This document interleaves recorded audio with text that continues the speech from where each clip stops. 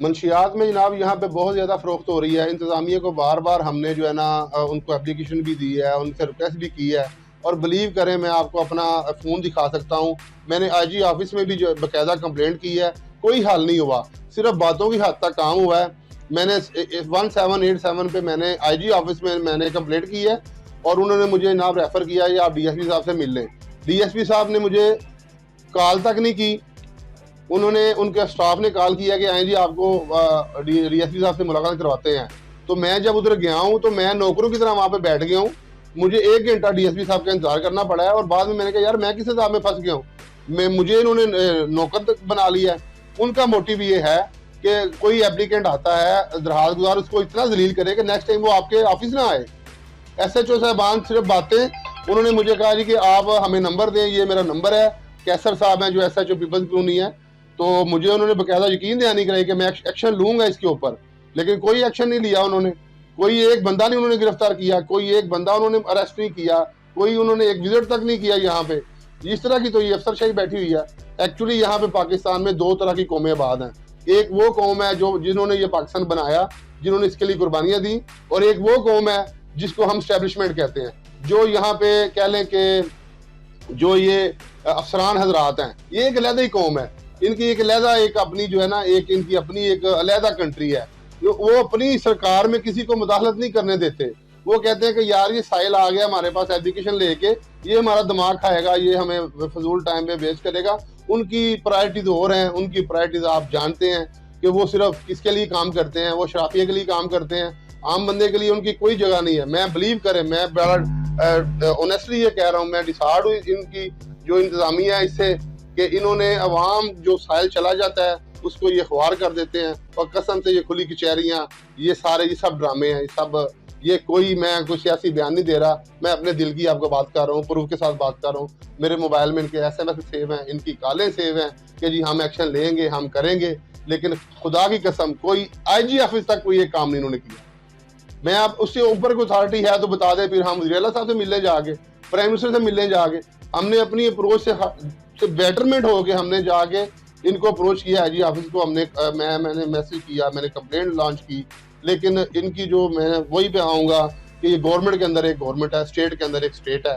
तो अगर इमरान खान साहब ने, हमारे PM ने अगर कोई अवाम को फैसिलिटेट करना है, अगर कोई डिलीवर करना है, तो ये स्टेट के अंदर जो स्टेट है इसको ख़त्म करना होगा, इनका एहतसाब करना होगा, जो कि हम बड़ी, मैं दुख से कह रहा हूँ कि ना वो कर पाए हैं, ना हम कोई उसको सेव कर सकते हैं, ना हम डिफेंड कर सकते हैं। एज ए PTA वर्कर हम भी बहुत ज़्यादा मायूस हैं, शर्मिंदा हैं लोगों से कि हम जो हमने सोचा था, जो हमारी प्रायोरिटीज थी, हम उसको डिलीवर नहीं कर सके, हम डिलीवर नहीं करवा सके।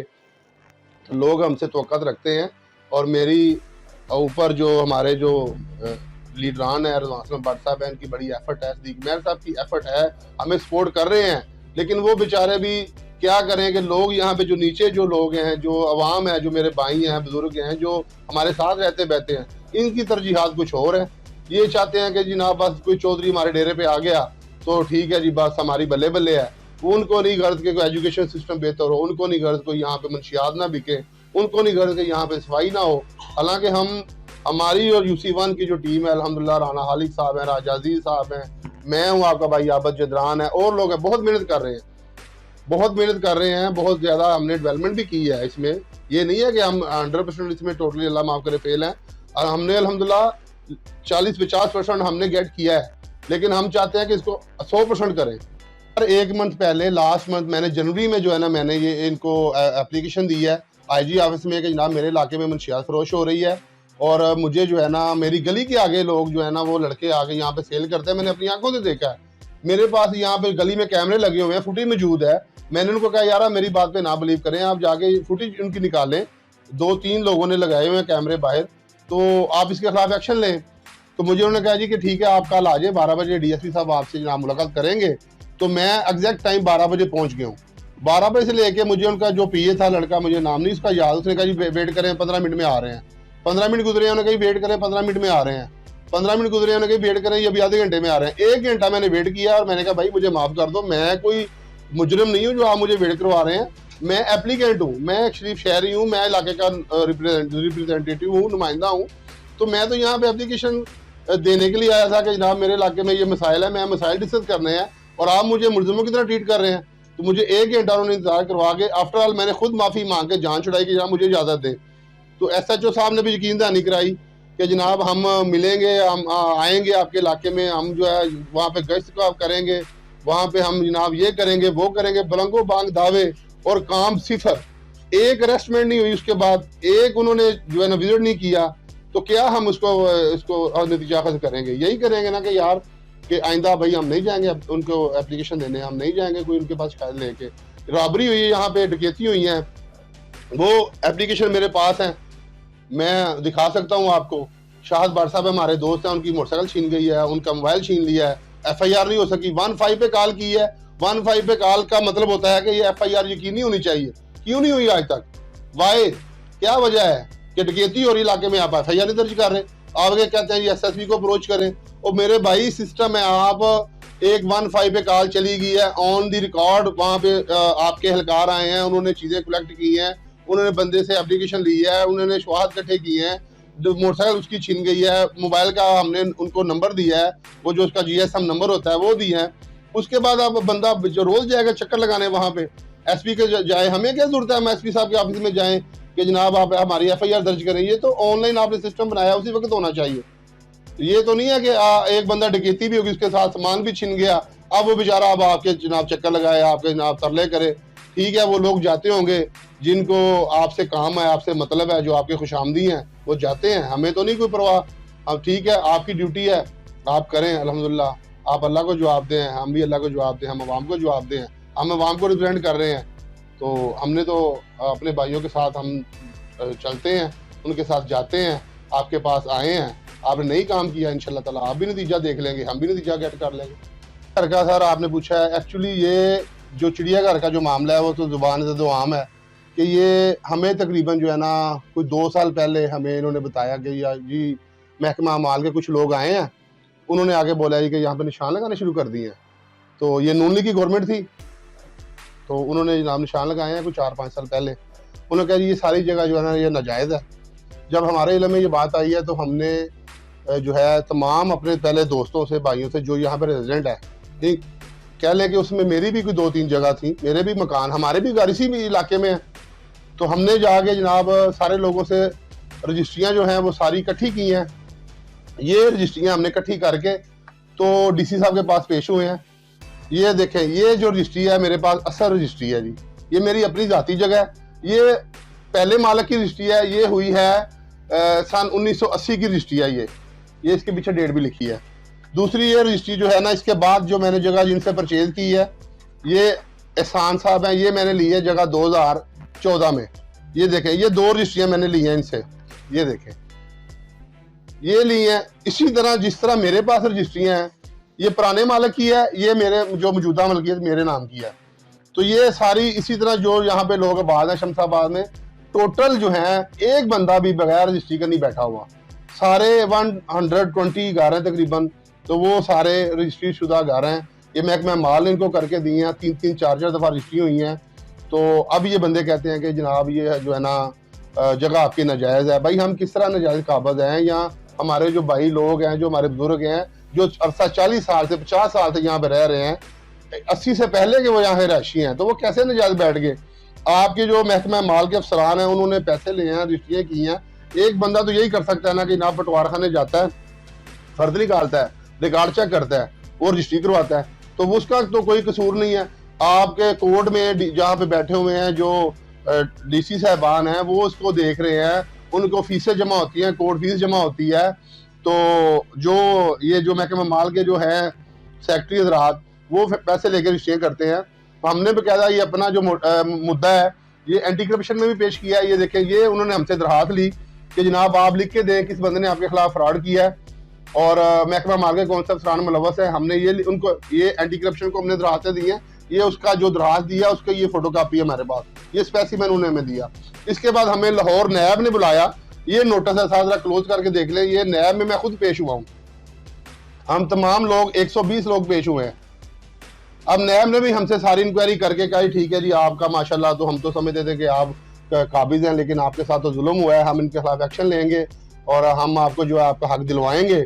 तो इनके खिलाफ उन्होंने जो भी मुलव्वस से, आई डोंट नो कौन कौन थे, उन्होंने FIR भी की है, लेकिन वो हमें नहीं पता उसका क्या बना है। कुछ उन्होंने कमर्शियल प्रॉपर्टीज भी यहाँ पे मिसमार की हैं, तो हमारे लोगों में काफ़ी थ्रेट है। वो कहते हैं कि हमारे घर भी शायद मिसमार कर दिए जाएंगे। जो रहायशी लोग हैं वो कह रहे हैं कि वो भी थ्रेट है, वो कहते हैं जी हमें भी इनसिक्योरिटी है। तो बेचारे जो अवाम है, जो रहायशी लोग हैं, मेरे समेत सारे परेशान हैं।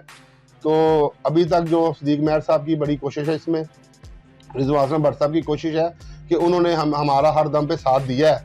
वो ना होते तो अल्लाह के बाद हम समझते थे कि शायद ये बिल्कुल इन्होंने स्नैक्स फैक्ट्री के साथ इनका भी ऑपरेशन कर देना था। तो मैं लोगों को जनाब, इन लोगों को सलूट करता हूँ। देखिए जी, ये हम नहीं कहते ये दुरुस्त हुआ है, ये एक्चुअली है तो गलत है ना। देखिए उनके पास भी तो जगह रजिस्ट्री वाली है ना, वो भी तो कोई ऐसे तो नहीं बैठे हुए ना, हर बंदा तो रजिस्ट्री में बैठा हुआ है। तो ये हमारी उनसे रिक्वेस्ट ये है कि लोगों को जो है ना, इनको इनका हक दिलाया जाए। ये डायरेक्टली जो है महकमा माल का कसूर है। मुझे आज से 3 साल पहले DC ऑफिस से उन्होंने बुलाया, AC साहब थे, उस्मान साहब।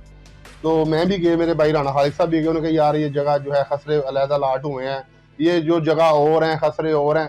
तो मैंने कहा सर ये आप अगर ऐसा ही मामला है, हम आपको कहते हैं ये जगह खाली कर दें, तो आप इसका अल्टरनेट हमें दे दें, हमें जगह प्रोवाइड कर दें, तो हम ये जगह भी खाली कर देते हैं। और पहली बात यह, अगर आप कुछ भी नहीं देते तो ऐसा करें, अगर आप इन मुजरिमों को फांसी नहीं दे सकते ना, तो ये जो पटवारी हैं, तहसीलदार हैं, कानून गो हैं, उनको फिर लेके अवाम के हमारे सामने ले आए, वो जाने तो फिर अवाम जाने। तो अगर आप उनका एहतसाब नहीं कर सकते तो फिर अवाम कर लेगी। तो हम नहीं चाहते। मैंने उनको कहा वर्बली, मैं इसमें कोई ये नहीं कि मैं कुछ सियासी पॉइंट्स को नहीं कर रहा हूँ, मैंने उनको जवाब दिया कि आप जनाब, आप जो है ना उनको हमारे हवाले करें। अगर आप दूसरे मुल्कों में देख लें, चाइना की मैं बात करता हूँ, मुझे मैंने पढ़ा था कि एक पुल उनका जनाब वो गिर गया था कंस्ट्रक्शन की वजह से। तो उन्होंने ऑन द स्पॉट उस पुल के ऊपर जितने भी करप्शन में मुलव्वस थे ना बंदे, उन्होंने उसको उधर पुल के ऊपर बुलाकर उनको फायर कर दिया था। तो उसके बाद चाइना में कोई पुल नहीं गिरा। ठीक है, तो अगर इस तरह की इंतजामिया यहाँ पे होगी, इस तरह के अगर कोई सेटअप आएगा, तो देन अब मुझे उम्मीद है कि ये हमारा जो मुल्क है ये तरक्की करेगा। इन सूरत हाल में आप हर जगह पे मसाइल, कभी घरों के, कभी बिजली के, कभी गैस के, कभी गंदगी के, कभी सेहत के, तो कभी जनाब आपकी जो है वो मुआश के जरिए, मुआश भी बड़ा टफ है आजकल, आपको पता है महंगाई है। तो ऐसे तो बहुत मुश्किल है, तरक्की करना तो दूर, इंसान गुजारा करना मुश्किल हो रहा है। सर पीने के साफ पानी के हवाले से यहाँ पे बड़ी ज्यादती की है इस इलाके में। मेरी आंखों में आंखें डाल के वो जवाब दें मुझे। वो कहते हैं आबिद भाई आपको मुबारक हो, हमने आपके इलाके में वाटर फिल्ट्रेशन प्लांट मंजूर कर दिया है। मैं आके यहाँ पे अपने लोगों को बताया कि यार शमशाबाद वालों को, भाइयों को, कि यार बड़ी मुबारक हो, काशिफ साहब ने जनाब हमें खुशखबरी दी है कि आपके इलाके में वाटर फिल्ट्रेशन प्लांट जो है वो मंजूर हो गया है। तो कुछ दिनों बाद मुझे पता चलता है कि उनके जो चहीते उमर जवेद भट्ट साहब हैं, जो चेयरमैन हैं थे उस वक्त UC1 के, तो उन्होंने अपने घर के सामने वो वाटर फिल्ट्रेशन प्लांट लगा लिया। मंजूर वो शमशाबाद के लिए किया। काशिफ साबर खान साहब अगर मेरा इंटरव्यू देखेंगे वो इस बात को डिनाई नहीं करेंगे। तो मुझे उन्होंने खुशखबरी दी, हमने यहाँ पे अरेंजमेंट किया, जगह ली बकायदा, उसके लिए हम बोर करवाया, हमने तो स्टार्ट कर दिया। तो बाद में पता चला जी कि वो तो नून लीग के चहेते चेयरमैन जो उमर जवेद भट्ट साहब है, उनके घर के सामने लग गया है। तो वो शमशाबाद के साथ ज्यादती हुई है। इंशाल्लाह ताला इस ज्यादती का जाला उन्हें पहले भी मिला है, आइंदा भी मिला है, देखने को मिलेगा। तो हम अपनी मदद आपके तहत हमने हर गली में जो मुखय्यर नजर आता है उनसे अपील की है कि आप वाटर फिल्ट्रेशन प्लांट लगाएं।